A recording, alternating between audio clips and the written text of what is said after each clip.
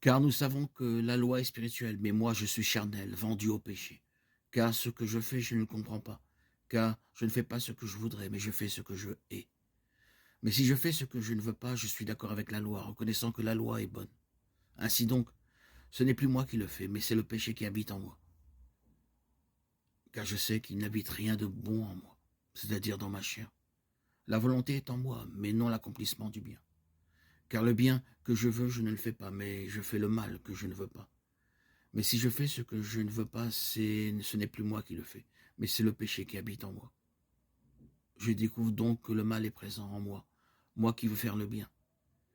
Car je participe avec joie à la loi de Dieu dans l'homme intérieur, mais je vois une autre loi dans les membres de mon corps, qui lutte contre la loi de mon entendement et me rend prisonnier de la loi du péché, qui est dans mes membres.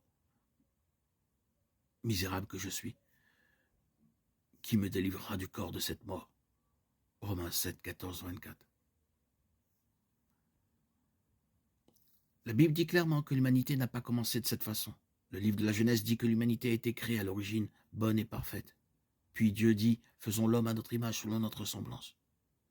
Dieu créa l'homme à son image. À l'image de Dieu, il le créa. Homme et femme, il les créa. Genèse 1, 26, 27. Parce que Dieu est parfait, parce qu'un effet représente toujours sa cause, en essence. C'est-à-dire qu'un Dieu totalement bon ne peut créer que de bonnes choses, ou comme l'a dit Jésus, un bon arbre ne peut pas produire de mauvais fruits. Matthieu 7, 18. Adam et Ève ont tous deux été créés bons et sans péché.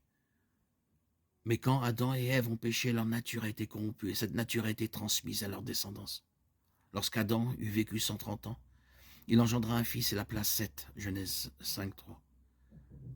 Paul déclare dans sa lettre aux Romains qu'il y avait quelque chose dans les membres de son corps qu'il appelle ma chair, ce qui a produit des difficultés dans sa vie chrétienne et l'a rendu prisonnier du péché. Tu ne dois donc pas comprendre la chair comme si seule la chair était liée à l'impudicité. Saint Paul utilise la chair de l'homme tout entier, corps et âme, raison et toutes ses facultés comprises, parce que tout ce qui est en lui aspire et s'efforce d'atteindre la chair.